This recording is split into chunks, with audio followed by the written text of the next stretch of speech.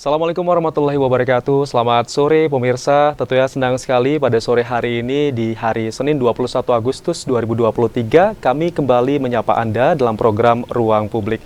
Bagaimana kabar Anda? Semoga Anda selalu sehat dan tetap semangat untuk menjalankan apapun aktivitas Anda pada hari ini.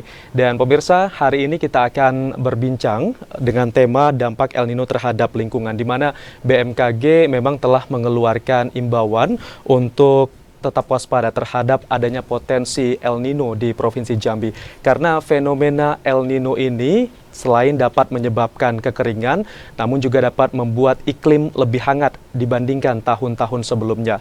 Lalu apa saja dampak yang ditimbulkan nantinya dari fenomena El Nino ini dan bagaimana kita sebagai masyarakat Provinsi Jambi juga dapat menyikapinya? Untuk itu kita akan berbincang bersama dua narasumber yang sudah hadir di studio TVRI Jambi yang akan membahas dampak El Nino terhadap lingkungan. Yang pertama akan saya perkenalkan terlebih dahulu, telah hadir manajer kajian dan pembelaan hukum Walhi Jambi. Sudah bersama saya Bang Dwi Nanto. Selamat sore Bang. Sore Bang. Baik, sehat Bang? Alhamdulillah. Alhamdulillah. Tetap semangat Bang ya. Semangat. Tadi dari kantor langsung ke sini ya? Langsung. Baik. 80 km per jam. 8, oh agak cepat ya. Cepat. Baik, terima kasih Bang Dwi sudah hadir bersama kami. Dan kami juga nanti akan menghadirkan satu narasumber lagi yang saat ini masih dalam perjalanan menuju ke studio TVRI Jambi. Nanti kita akan bergabung bersama Kepala Dinas Lingkungan Hidup Kota Jambi, Bapak Ardi.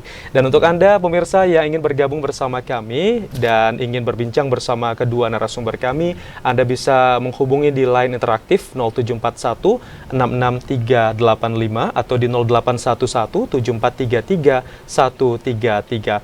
Baik, kita ke Bang Ardi, ke Bang Dwi terlebih dahulu. Bang Dwi, kita melihat sekarang memang ini menjadi sebuah urgensi juga karena memang sudah diperingatkan sebelumnya oleh BMKG terkait dengan fenomena El Nino, kemarau panjang, di mana kemarau pada tahun ini juga diprediksi akan lebih kering dari tahun-tahun sebelumnya. Lalu menurut dari Walhi sendiri, apakah tanda-tanda El Nino ini potensinya sudah terjadi di Provinsi Jambi dan bagaimana keadaannya sekarang untuk wilayah lingkungan hidup di Jambi, Bang Dwi? Ya, menurut para pakar ahli kelautan ya, karena El Nino ini kan disebabkan dari reaksi laut ya. Iya. Jadi memang ini siklus alami. Yang ada yang menyatakan pakar bahwa ini El Nino akan terjadi 4 tahun sekali, dan ada juga yang bilang pakar itu terjadi 7 tahun sekali gitu. Tapi kita melihatnya dan sepakat juga para pakar ahli, ini bukan hanya siklus alami yang terjadi. Iya. Dan ada faktor-faktor lain yang mempengaruhi baik secara kuantitas maupun kualitas gitu. Sehingga mitigasi yang bisa dilakukan oleh manusia menjadi penduduk bumi ini itu harus dilakukan agar dampak El Nino ini bisa diminimalisasi ya. Minimalisasi. Nah, pertanyaannya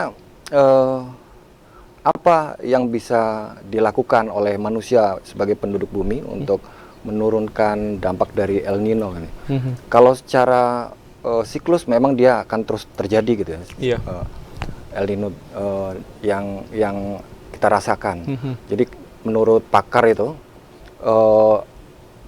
siklus normalnya laut yang memunculkan El Nino di Asia Tenggara ini, dia terjadi di titik Samudra Pasifik, bertemunya laut Amerika Latin dan laut Indonesia yang masuk dalam Asia Tenggara gitu. Nah, siklus alaminya itu biasanya dari Indonesia itu permukaan air lautnya itu dia mendorong laut dingin, air dingin gitu ke Amerika Latin. Dan Amerika Latin dia mengirimkan ke Indonesia itu air yang cukup hangat. Hangat ya. Sehingga kita di Indonesia itu hangat, hujan cukup, kemarau cukup. Dan di negara Eropa dan negara Amerika itu dia intensitas hujannya tinggi karena ya? Dingin. Itu normalnya. Nah, reaksi alam ini memang berubah-ubah gitu ya. Yeah. Nah, El Nino ini bagian dari reaksi alam yang berubah dari siklus alaminya. Nah, terjadi pemanasan yang cukup tinggi di Samudra Pasifik gitu, bertemunya laut Indonesia dan Amerika gitu. Tinggi pemanasannya tinggi sehingga uap permukaan air laut itu naik dan menghasilkan gumpalan-gumpalan asap awan di atmosfer di atas Samudra Pasifik. Nah, memang uniknya ketika awan itu menggumpal di atas dan El Nino ini terjadi di Samudra Pasifik, udara yang menuju ke Asia Tenggara termasuk Indonesia itu adalah udara yang mengirimkan panas sehingga terjadilah El Nino. Nah, kebalikannya udara yang menuju arah ke Amerika Latin itu udara dingin. Sehingga kalau terjadi El Nino di Indonesia itu kekeringan, di negara Amerika Latin, Eropa juga itu justru malah kebalikannya. Nah, ini menurut pakar juga sepakat semua, pakar ahli kelautan juga bahwa situasi begitu itu tadi itu secara kuantitas dan kualitasnya akan sangat dipengaruhi oleh karbon dioksida, CO2 yang kita sebut gitu ya. Nah, kenapa begitu?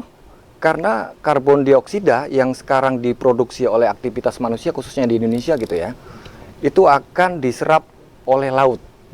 Laut di Samudra Pasifik khususnya. Dan laut ini punya kapasitas dan punya siklus kapan dia melepas panas itu. Terjadilah ketika dia misalnya CO2-nya sudah terlalu banyak gitu ke laut gitu. Akibat misalnya pembakaran hutan, alih fungsi, terus industri-industri yang memakai bahan bakar fosil meriliskan karbon dioksida dan laut menampungnya itu, kemudian secara kapasitas mungkin secara alami dia nggak kuat lagi, dia akan keluarkan secara reaksi fisiknya di permukaan, sehingga di permukaan itu panas dan muncullah merilis panas itu ke atmosfer. Gitu. Itu proses-proses terjadi sebenarnya baik secara alami maupun tidak alami, sehingga kita bisa katakan El Nino ini bisa terjadi secara alami, evolusi alam gitu ya. Dan secara kuantitas dan kualitasnya juga bisa dipengaruhi oleh aktivitas manusia yang merusak alam. Gitu. Jadi pendukungnya juga tidak hanya secara alami ya, tetapi juga aktivitas-aktivitas yang tadi sudah disebutkan itu juga bisa menjadi pemicu juga ya. Pemicu. Tapi kalau di Indonesia aktivitas-aktivitas tersebut apakah juga menjadi penyumbang hadirnya El Nino, apalagi di Jambi? Iya. Jadi peristiwa alam atau bencana ekologis yang kita sebut di Walhi itu ya, itu dia tidak mengenal teritori atau tidak mengenal batas wilayah. Ketika perusakan alam itu di Amerika, itu juga akan terjadi dampak buruknya di Indonesia. Kayak misalnya contoh di Merangin misalnya, Merangin banyak peti itu, banyak peti yang kemudian di Merangin itu dia menggali, kemudian dia menggunakan zat-zat kimia dan dia zat kimia itu larut ke dalam Sungai Batanghari dan Sungai Batanghari itu menggelontorkan membawa sampai ke wilayah hilir sampai kota Jambi. Dan itu yang kita maksud bahwa kerusakan lingkungan itu tidak dibatasi dengan teritori wilayah gitu. Sehingga memang penduduk bumi ini jika mau saling menghormati untuk sama-sama mendapatkan hak atas lingkungan hidup yang baik dan sehat, dia harus sama-sama menjaga lingkungan hidup. Nggak bisa. Misalnya orang Eropa itu bilang, aku ada duit, kalau kalian jaga lingkungan hidup, nggak bisa begitu, nggak fair itu. Dia juga harus menjaga lingkungan hidup. Gitu. Berarti tidak hanya satu sisi saja, mungkin dari masyarakat Indonesia saja itu tidak ya, tetapi juga harus berkesinambungan dengan masyarakat lainnya juga ya. Yang di Amerika Latin juga sama-sama seluruh masyarakat dunia ya, untuk tetap menjaga lingkungan ya, dan juga untuk menghindari aktivitas-aktivitas yang dapat merusak lingkungan. Sebagai pemicu juga hadirnya El Nino. Namun tadi sudah disampaikan juga bahwa kita juga harus melakukan mitigasi seperti itu untuk dapat bersiap-siap, untuk dapat meminimalisasi juga dampak yang nantinya akan ditimbulkan oleh El Nino. Kalau sampai sekarang hingga saat ini sudah pertengahan Agustus, apalagi ada juga rilis bahwa diprediksi juga bahwa puncak dari El Nino ini berpotensi terjadi pada September ataupun Oktober gitu. Nah, ketika di bulan Agustus ini apakah sudah ada yang bermunculan dampak-dampak yang ditimbulkan dari fenomena El Nino ini ataupun kemarau? Ya, merujuk dari statement BMKG ya. Jadi kemungkinan besar itu El Nino itu akan terjadi khususnya di Jambi itu dimulai di periode Agustus sampai puncaknya di September. Sehingga kita bisa menghitung gitu ya, bahwa di bulan ini, di bulan Agustus, jika prediksi itu benar, maka itulah yang terjadi sekarang di Jambi. Nah, sekarang kita bisa merasakan cukup nyata gitu ya, bahwa memang kenaikan suhu itu cukup meningkat gitu. Udara cukup panas terutama malam hari panas, ya, Bang ya. Iya. Dan intensitas hujan juga sedikit. Dan dia spot-spot kan, tidak merata gitu. Baru kemarin ya hujannya cukup deras ya di Jambi. Dan hanya di beberapa titik aja kan, nggak merata dia. Dan itu memang situasi begitu akan dihubungkan dengan peristiwa-peristiwa alam. Misalnya kalau El Nino gitu akan dihubungkan dengan peristiwa kebakaran hutan dan lahan. Sehingga bisa dikatakan menjadi kambing hitam kebakaran hutan dan lahan El Nino ini. Tapi kita yang menjadi manusia sebenarnya menjadi manusia yang berpengetahuan gitu ya.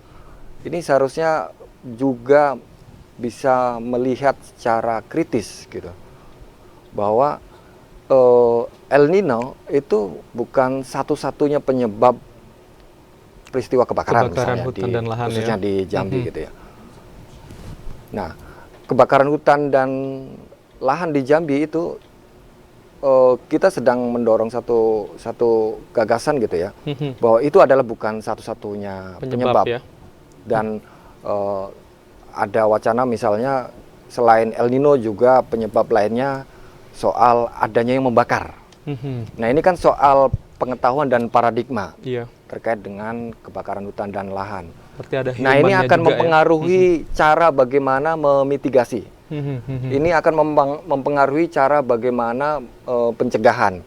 Kalau pengetahuan kita bahwa kebakaran hutan itu hanya akibat El Nino, atau hanya akibat ada pelaku pembakar, maka kebijakan yang turun, penegakan hukum yang turun, tangkap itu yang membakar. Kalau hanya itu ya. Tapi kita sedang mendorong satu pengetahuan dan wacana yang cukup komprehensif telah kita telusuri dan riset mendalam gitu, bahwa kebakaran hutan dan lahan itu tidak hanya disebabkan oleh faktor El Nino dan orang yang membakar, ada orang yang membakar, tapi dipengaruhi oleh aktivitas manusia yang mengeringkan lahan. Baik. Mengeringkan lahan. Baik, aktivitas manusia yang mengeringkan lahan ya. Baik, nanti kita akan Gambut, ya. Baik, nanti kita akan sambung kembali Bang Dwi. Nanti kami akan kembali lagi pemirsa, tetaplah bersama kami di Ruang Publik. Ya.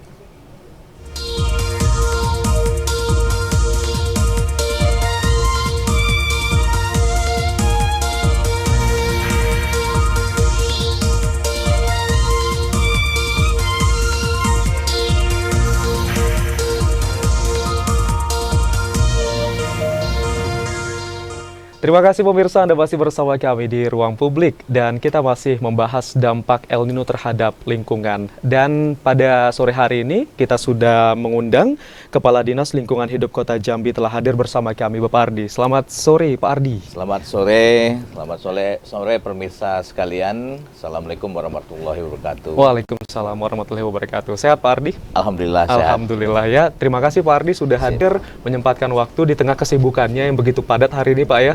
Bisa hadir di TVRI Jambi. Tadi kita sudah berbincang banyak dengan Bang Dwi Nanto terkait dengan fenomena El Nino di Provinsi Jambi, di mana tadi Bang Dwi juga sudah menyampaikan bahwa fenomena El Nino ini tidak hanya terjadi secara alami, namun juga ada beberapa faktor pendukung lainnya dari aktivitas manusia yang kurang bijak dalam mengelola sumber daya yang ada, seperti itu. Nah, melihat saat ini memang kita merasakan suhu udara yang begitu panas dan juga mungkin ada tanda-tanda lainnya yang dapat memicu hadirnya dari fenomena El Nino ini. Nah, bagaimana dari Dinas Lingkungan Hidup Kota Jambi sendiri Pak merespon dari fenomena El Nino ini Pak? Ya, terima kasih.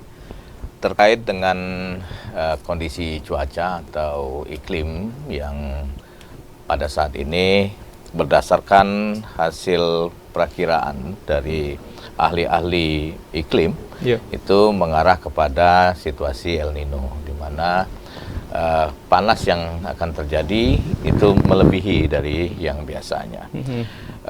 Hal ini juga didukung dari pergerakan atau rotasi matahari dan bumi yang saat ini di titik yang terdekat, sehingga ini juga mempengaruhi. Jadi hal seperti ini secara teori itu alami, natural, ada selalu berulang dianya.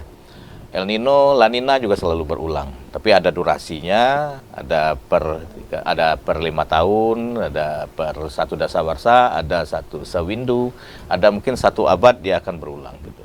Karena pergerakan dari benda-benda angkasa yang ada, yang bisa nanti dilihat oleh para ahli angkasa lah. Astronomi, Pak. Nah, selain daripada itu, tadi mungkin sudah disampaikan bahwa perkembangan dunia juga akibat dari pemanfaatan sumber daya alam yang tidak terkendalikan, yang tidak sesuai dengan untuk berkelanjutannya, maka itu menopang atau mendorong terjadinya percepatan perubahan iklim. Ini yang saat ini oleh dunia selalu digencarkan karena banyaknya kutub, mencairnya es di kutub yang sudah banyak sekali dan sudah lebar, dan banyak juga terjadi gelombang-gelombang yang lain, kebencanaan yang lain, perubahan situasi alami yang harusnya saat ini misalnya dulu kita bisa memprediksi bulan mulai September, Desember segala macam hujan, sekarang tidak lagi bisa kita memprediksi itu. Oleh karena itu kita harus mulai beradaptasi terkait dengan ini, maka harus ada mitigasi dan adaptasinya untuk itu. Nah, salah satu yang dilakukan oleh pemerintah Kota Jambi, bagaimana tetap menjaga asrinya Kota Jambi itu adalah memperbanyak pembangunan ruang terbuka hijau atau taman-taman. Jadi memperbanyak kita menanam tumbuhan, tanaman-tanaman yang secara pasti berdasarkan teori yang kita pelajari dari SD bahwa tumbuhan itu akan menghasilkan oksigen. Kita akan menghirup oksigen. Oleh karena itu, sumber oksigen yang paling banyak yang dari tanaman ini yang harus kita perbesar. Oleh karena itu, kewajiban di Kota Jambi salah satunya adalah memperbanyak taman. Kemudian ada kebijakan setiap yang akan menikah wajib menanam 1 pohon, ya, Pak, di hutan sejuta cinta atau dimanapun mereka akan melakukan penanaman, tetapi terdata, dan data itu dibawa ke kantor urusan agama untuk dicatatkan bahwa mereka sudah menanam pohon. Nah, gitu. Kalau di aktivitas-aktivitas yang lain, kita selalu menjaga agar kondisi lingkungan di Kota Jambi itu bersih, karena dari sampah itu juga akan bisa menimbulkan emisi. Emisinya dari gas metan yang dihasilkan dari sampah, khususnya dari sampah organik.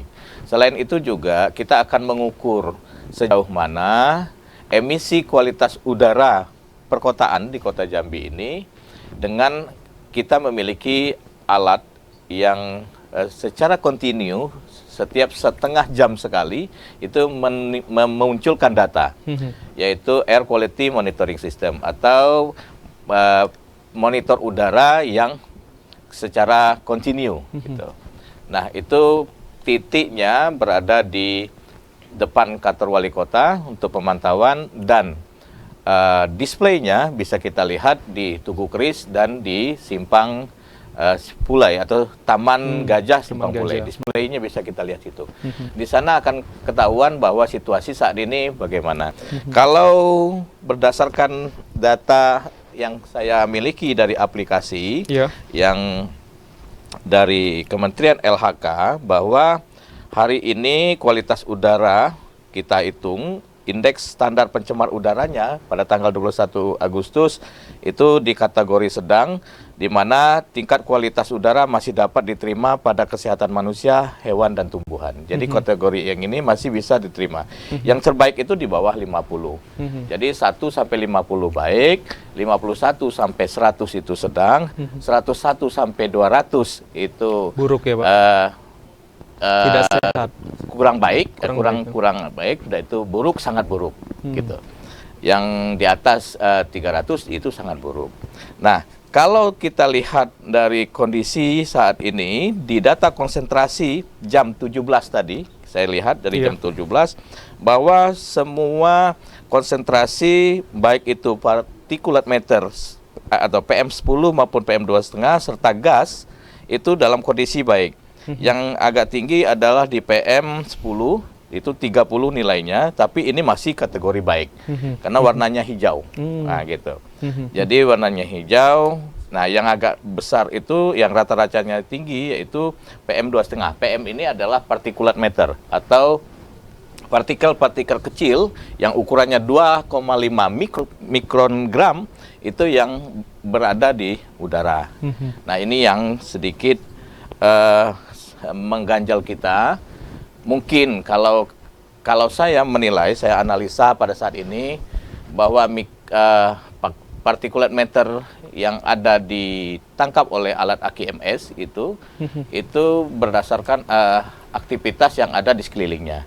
Saat ini ada pembangunan gedung kantor wali kota, kemungkinan partikel-partikel debu yang dari kantor wali kota itu yang tertangkap oleh AQMS karena jaraknya tidak terlalu jauh dari alat pemantau ini.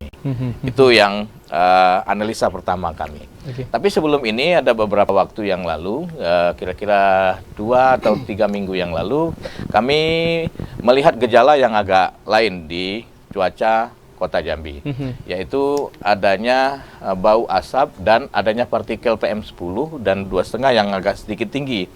Setelah kami compare dengan data BMKG bahwa memang terjadi beberapa titik hotspot yang berada di kawasan timur Jambi. Nah, di kawasan timur Jambi, sedangkan udara waktu itu berhembus dari timur ke arah barat dan arah barat daya. Oleh karena itu kita Kota Jambi terpapar, tapi tidak terlalu lama. Yang kita lihat dari data AQMS yang kami analisa itu di jam malam, karena kelembapan yang tinggi, dia lembab tinggi, maka udara akan terhisap kelembapan itu sehingga baunya lebih tinggi. Tapi kalau kita lihat dari data yang ada saat ini, kita situasinya baik di jam yang sekarang ini. Nah, baik. Gitu. Jadi kualitas udaranya juga masih dalam kategori yang baik dan juga sedang tadi Pak ya? Sedang rata-rata. Karena kalau indeks standar pencemar udara itu diukur 24 jam. Jadi setiap 24 jam akan diukur satu indeks standar pencemar udara namanya. Dan itu akan diumumkan setiap di atas jam 15. Karena perputaran hitungannya itu mulai dari jam 15.01 sampai jam 15 besok paginya. Itu baru kita hitung indeks standar pencemar udaranya. Gitu. Apakah hujan tadi malam ini mempengaruhi juga kali Pak ya? Kalau saya lihat mempengaruhi karena dia turun. Kalau lihat dari data yang ada, itu yang tinggi itu dari jam 1 kemarin. 1 kemarin terus bergerak. Ada yang tinggi di pukul 19 tinggi, kemudian turun 21, 22, 23 sampai pagi turun, sudah itu kembali naik jam 10 pagi kembali naik sampai jam 16. Jadi datanya bervariasi seperti itu. Baik. Gitu. Jadi ini ya yang kami pegang untuk bisa menganalisa sejauh mana kualitas udara di Kota Jambi saat ini. Kualitas udara ini merupakan kolaborasi kita bersama dengan Kementerian LHK, termasuk juga Kementerian LHK memantau yang di DKI Jakarta. Ya, DKI Jakarta saat ini kawan-kawan sebagian besar 50% sudah work from home. Sudah WFH Pak ya. Karena salah satu sumber penyebab dari polusi udara di perkotaan itu adalah transportasi. Gitu. Baiklah, nanti kita akan lanjutkan kembali pemirsa. Kami akan kembali lagi usai pariwara berikut ini. Tetap bersama kami di Ruang Publik.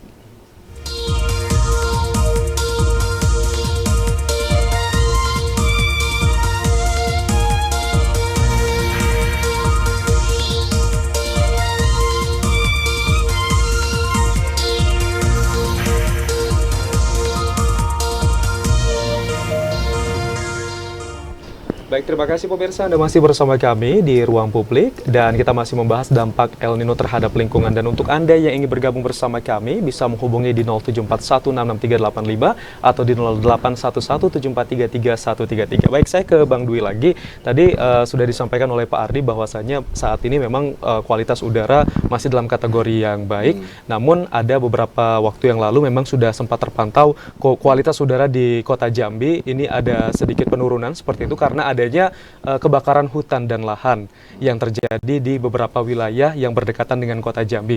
Lalu pantauan dari Walhi sendiri untuk kondisi kebakaran hutan dan lahan di Jambi ini seperti apa dan juga bagaimana dengan statement yang tadi sudah disampaikan oleh Bang Dwi terkait dengan aktivitas manusia yang mengeringkan lahan. Silakan. Oh ya, beruntungnya gitu ya di akhir Agustus ini atau pertengahan Agustus ini ya, peristiwa karhutla itu tidak sesuai dengan prediksi para ahli gitu. Yeah. Yang prediksinya kan ini akan berkemungkinan semakin hebat, akan terjadi siklus 4 tahunan bakal terjadi lagi katanya akan terjadi tahun seperti ini ya. 2015 dan 2019 dan untungnya belum terjadi dan kita berharap nggak jadi. Tapi kita melihat potensi-potensi akan terjadinya itu akan apa namanya akan cukup banyak gitu ya. Pertama itu yang disampaikan Bang Andri tadi, Bang Ardi, bahwa El Nino itu berkemungkinan besar akan terjadi di Agustus sampai September ya. Nah didukung dengan apa namanya proses mitigasi yang belum dilakukan secara maksimal. Mitigasi pencegahan karhutla yang terjadi di Jambi secara maksimal itu belum dilakukan.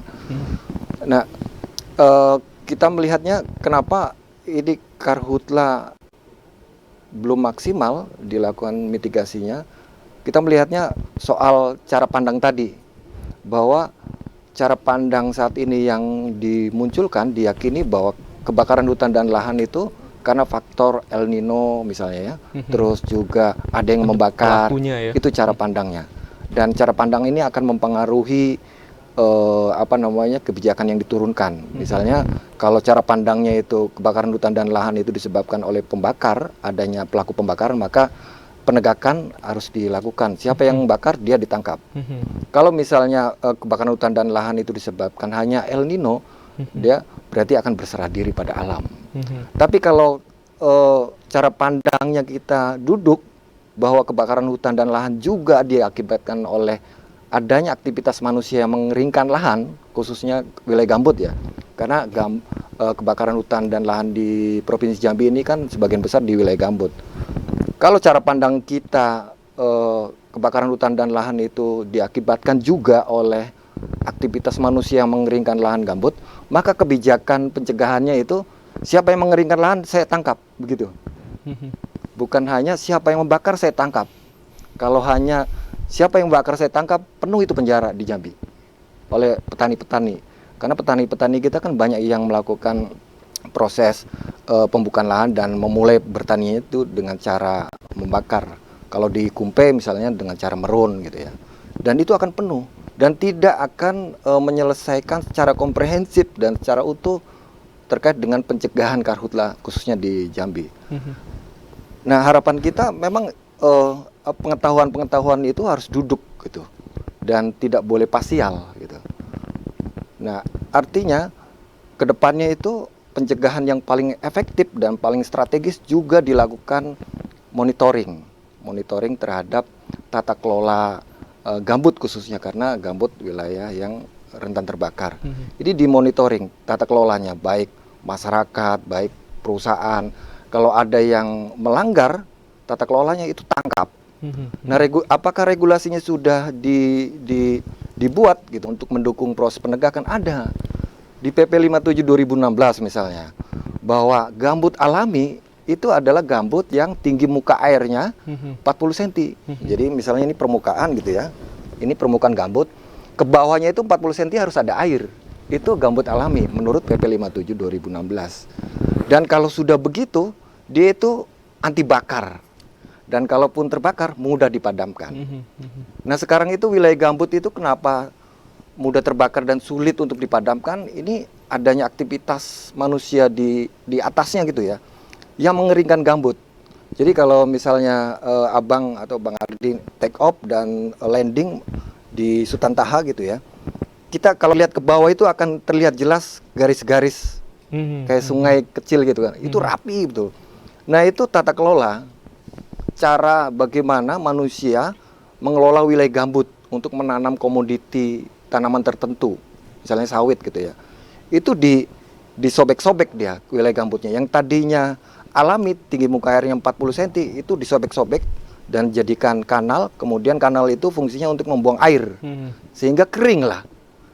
Sehingga di teman-teman Walhi Jambi itu ada punya kata berantai gitu ya terkait dengan isu kebakaran hutan dan lahan Jambi khususnya ya.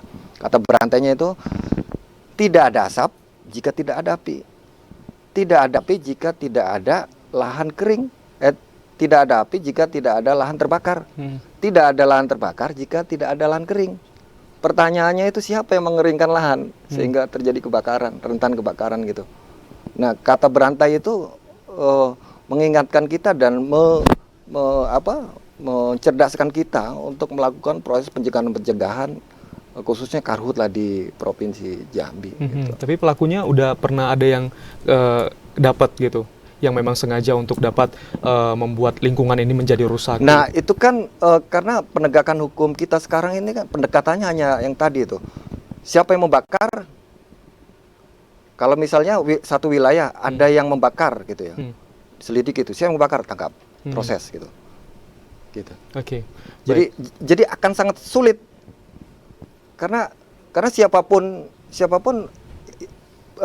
pelaku pengusaha misalnya, itu sekarang itu udah kesadarannya udah cukup baik gitu ya, bahwa mereka itu tidak akan membakar karena aturan hukumnya itu nggak boleh membakar gitu ya. Sehingga dia tidak membakar. Dan penegakan hukumnya akan sulit, teman-teman di kepolisian itu akan sulit untuk mencari bukti-bukti siapa ini bakar. Sehingga misalnya kayak laporan Kapolda 2015 waktu itu Pak Lutfi ya menyampaikan, teman-teman Polda itu merilis ada 46 perusahaan terbakar misalnya di Jambi gitu ya. Ini cukup sulit untuk diseret ke pengadilan karena memang pendekatan hukumnya itu harus ada pelaku yang membakar. Beda kalau misalnya pendekatan hukumnya itu dia memang mengeringkan lahan sehingga mudah terbakar gitu. Secara alami itu mudah terbakar. Oke, baik. Berarti adanya sosialisasi yang lebih gencar ini memang diperlukan ya ke setiap daerah supaya nantinya masyarakat, terutama masyarakat yang tinggal di desa juga tidak bijak lagi ya. Dalam artian mereka juga nantinya akan patuh untuk mengelola lingkungan supaya lebih baik lagi dan tidak merasakan dampak jangka panjangnya dari apa yang telah diperbuat oleh oknum-oknum tertentu seperti itu. Nah, intinya adalah sosialisasi. Kalau di Kota Jambi sendiri Pak Ardi, kalau untuk sosialisasi yang dilakukan untuk mengingatkan warga agar waspada terhadap adanya potensi El Nino dan juga untuk menjaga kualitas udara supaya semakin baik, ini apa saja Pak Ardi? Ya, terima kasih. Terkait dengan pemberian informasi kepada masyarakat bahwa situasi saat ini dalam kondisi musim yang sangat kering gitu.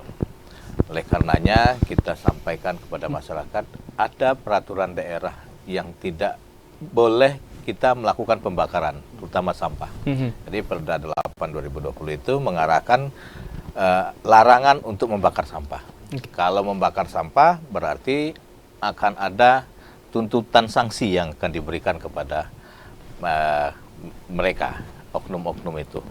Oleh karenanya, kita juga selalu menyampaikan, baik itu melalui camat, lurah, maupun RT, untuk tidak melakukan pembakaran apapun jenisnya. Biasanya kan masyarakat itu setidaknya ada nampak yang terkumpul sedikit, bakar, kan gitu. Hal membakar ini menimbulkan polusi udara yang utama. Yang utama itu ada polusi udara. Dampak dari polusi udara itu nanti akan ada ke kesehatan. Sudah ada bukti bahwa yang membakar sampah atau yang membakar hal yang lain, mungkin bukan sampah, tapi menyebabkan tetangganya sakit. gitu. Jadi ada terpengaruh ISPA, ya kan itu. Inspeksi saluran pernapasan atas. Nah, itu karena apa? Karena dia menghirup udara yang tidak baik akibat dari pembakaran yang dilakukan oleh tetangganya. Nah, oleh karena itu dampak seperti dampak kesehatan, sudah itu dampak polusi tadi itu menyebabkan dampak ketidaknyamanan, kan gitu. Itu yang kita berikan kepada masyarakat untuk selalu diingat bahwa bagaimana kita hidup ini jangan sampai menyusahkan orang lain, gitu. Jadi harapannya adalah bagaimana kita hidup damai, bagaimana kita hidup sehat, bagaimana kita hidup sejahtera, bagaimana kita hidup nyaman di bumi yang sudah diciptakan Tuhan kepada kita ini. Nah, itu yang selalu kita giatkan. Jadi peningkatan kapasitas masyarakat untuk mengelola lingkungannya menjadi lebih baik itu yang diutamakan. Yang ini yang kami berikan muatan kepada anak-anak sekolah. Banyak, salah satunya melalui program Adiwiyata yang kita berikan kepada anak-anak sekolah. Dan di hal lain, pemerintah Kota Jambi di dalam menjaga lingkungan juga ada penilaian-penilaian seperti Kampung Bantar, kampung bersih, aman, dan pintar. Nah, kampung bersih ini dalam pengertiannya dia bersih, kemudian dia asri, dia indah. Di sana juga ada penanaman tanaman yang mendukung untuk rumah tangga. Kemudian ada tanaman toga, itu dinilai semua. Sehingga Kota Jambi harapannya adalah dari Pak Wali Kota, kota yang kita hidup di sini nyaman. Kita hidup di Kota Jambi itu serasa tidak mau lagi kita ke tempat yang lain. Karena tidak mau pindah. Karena apa? Karena di tempat kita sendiri, di Kota Jambi sendiri sudah nyaman. Nah, inilah gerakan-gerakan seperti yang saya sampaikan tadi untuk pembersihan. Beberapa waktu yang lalu ada Pakar Kasih pada karya Kali Bersih untuk membersihkan sungai-sungai dari sampah-sampah yang banyak. Kemudian menggalakkan anak-anak untuk selalu hidup bersih, gitu. Dan program-program lain yang dibuat agar lingkungan itu terjaga dengan baik, gitu. Itu yang dilakukan pemerintah Kota Jambi. Jadi Pak Wali itu merupakan orang yang sangat inovatif, yang selalu berkembang pemikirannya untuk pembangunan, dan di dalam pembangunan itu selalu selaras dengan lingkungan. Lingkungan yang baik, yang memang sudah dilaksanakan dengan bijak, beberapa arahan-arahan dan juga pemberian informasi yang baik tadi juga dapat meminimalisasi dampak dari El Nino sendiri, Pak, ya. Ya, supaya tidak itu mitigasinya. Ya, supaya tidak terjadi di Jambi begitu parah, Pak, ya, untuk dampaknya, Pak, ya. Baik, nanti kita akan kembali lagi pemirsa, tetaplah bersama kami di Ruang Publik.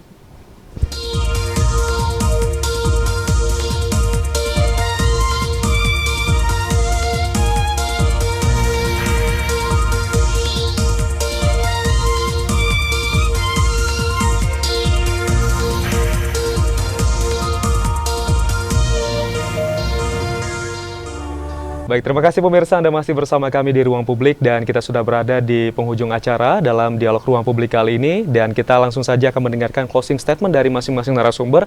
Pertama dari Bang Dwinanto terlebih dahulu, apa yang ingin disampaikan kepada masyarakat agar nantinya bisa bersama-sama untuk dapat mengurangi dampak dari El Nino ini, Bang, silakan. Iya, saya berkeyakinan sampai saat ini ya bahwa reaksi alam termasuk El Nino ini juga akan secara kuantitas maupun kualitas itu akan dipengaruhi oleh aktivitas manusia, gitu ya. Ketika aktivitas manusia termasuk masyarakat Jambi itu menjaga lingkungan dengan baik, tidak mengeringkan lahan, tidak membabat hutan, gitu kan, menanam pohon di mana-mana, El Nino tetap akan ada, gitu, karena dia siklus. Tapi kita bisa pastikan dia secara kadar itu akan turun, sehingga kontribusi kita ke depannya itu terhadap alam, keberlanjutan alam itu akan sangat baik. Dan kita bisa pastikan bahwa saat ini ya memang orang bilang bahwa alam itu bukanlah warisan tapi titipan anak dan cucu kita ke depan. Iya, dan kita pastikan bahwa itu akan kita kembalikan untuk generasi yang akan datang, gitu, dengan cara yang baik dan terhormat. gitu, Oke. dengan menjaga alam dan lingkungan dengan baik. Ini juga sebagai warisan untuk anak cucu kelak nanti. Ya. Ya, Bang ya. Baik, terima kasih Bang. Dan selanjutnya Pak Kadis silakan. Ya, terima kasih. Saya cuma satu. Bagaimana kita bisa bermanfaat untuk alam. Bermanfaat kita untuk alam artinya kita tidak merusak alam itu. Oleh karena itu, lestarikan alam salah satunya dengan kita melakukan penanaman pohon, karena dengan penanaman pohon sumber dari oksigen itu adalah dari pohon. Banyak kita menanam pohon, maka akan banyak oksigen yang bisa kita hirup dan akan menjadikan hidup kita sehat. Kemudian menjaga kualitas lingkungan dengan tidak merusak lingkungan itu. Kemudian kalau soal lain terkait dengan sampah, janganlah kita membakar sampah, tapi manfaatkan sampah itu menjadi sesuatu yang memiliki nilai ekonomis. Kalau kita tidak sanggup untuk memanfaatkan sampah itu, bekerja samalah dengan bank sampah atau TPS 3R, sehingga sampah-sampah kita itu terkelola dengan baik. Karena sampah yang tidak terkelola dengan baik akan menimbulkan polusi udara dan menimbulkan dampak yang tidak baik bagi lingkungan. Demikian, semoga masyarakat Kota Jambi bisa hidup nyaman, damai, dan sejahtera.